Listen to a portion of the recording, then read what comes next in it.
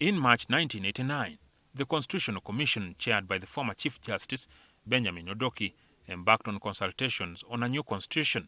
3 years later, a constitutional report was handed to President Museveni on December 31st, 1992. When they finished that, they said, but we cannot just throw it, people will not understand.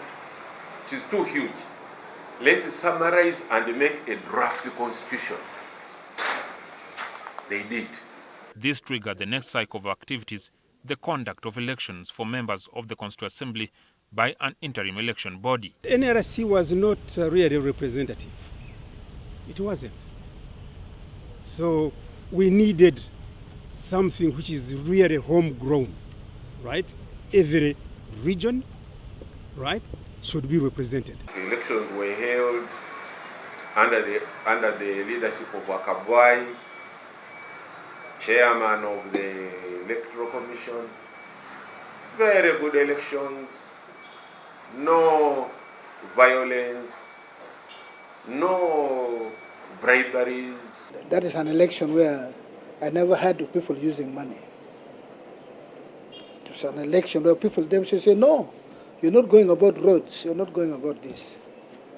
We want something that will stabilize our country. There is huge enthusiasm throughout the country. On 28 March 1994, 214 members were elected on independent tickets. I was privileged to be in the Constituent Assembly, to be elected. I was representing Bukoli South. Now, today, Bukoli South, which was one constituency, is a full district with 4 MPs. I was elected, I was a delegate for what is now Agago district. It was a county with just one constituency. Now they have 3 constituencies out of it.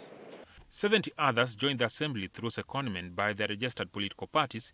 Each had 2 slots, 1 woman representative from the 39 districts, military, trade unions, and the youth. This brought the total number of representatives to 284. Following the takeover of the state power, National Resistance Army bushfighters had immediately banned political parties from active engagement in politics. So it comes up with what now is called movement system, similar to the umbrella of UNLF. No political parties. The status quo was reinforced by the Constituent Assembly that approved the no-party system in favor of everyone being under the movement system. But some multi-partists, particularly DP and UPC, wanted real multi-party system, the way it is practiced in Europe and whatever, right? But we're saying this turmoil we have gone through, we should have a break. However, a section holds that the practicability of everyone working under a single political system was as good as fiction. People were starting to see that even within the movement system, there were cliques. So movement was also actually becoming a political party. After grueling 1.5 years, the Constituent Assembly adopted the Constitution on 27 September 1995.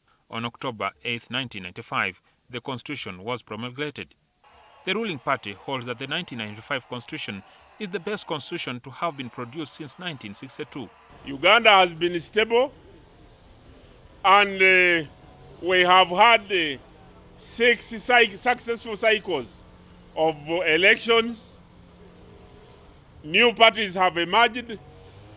Other parties have diminished, and people are blossoming in democracy. Critics of the 1995 Constitution say only the Bill of Rights is what is left of the Constitution following numerous changes. As long as power was concentrated into one man and his party, the Constitution could never be allowed to be implemented or to grow. It remained a stunted caricature. The Constitution says you have this right, you have that right, you have this right. You can demonstrate, you can assemble, you can do it. But every day we see police and the UPDF beating up people exercising their fundamental rights. And yet they're in the Constitution. The critics are critical that the 1995 Constitution has not lived to achieve its major objective of ensuring a peaceful transition of power for the very first time. What we have lost under NRM is to implement the Constitution. A full implementation of the Constitution as it says. And what our present leadership has done for us is to deny us a peaceful transfer of power from one leader to another, from one party to another. That's a big failure on the part of the NRC. The changes are done in accordance to the provisions of the same Constitution. And that's what the laws and the courts of Uganda have upheld. So, if the Constitution had been abrogated, then that would be something to talk about. Jackson Onyango, NTV.